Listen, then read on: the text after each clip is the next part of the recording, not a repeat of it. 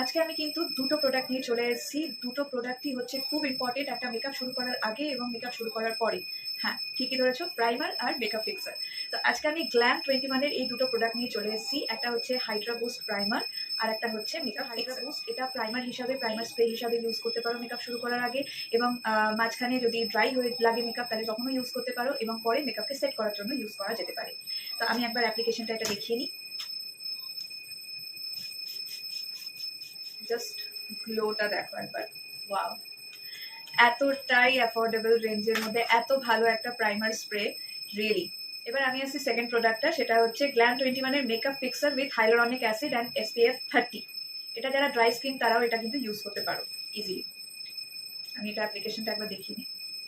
Product আমি apply করলাম, দুটো প্রোডাক্ট অ্যাপ্লাই করার পরে কি সুন্দর একটা গ্লো দিচ্ছে, really highly recommended this two.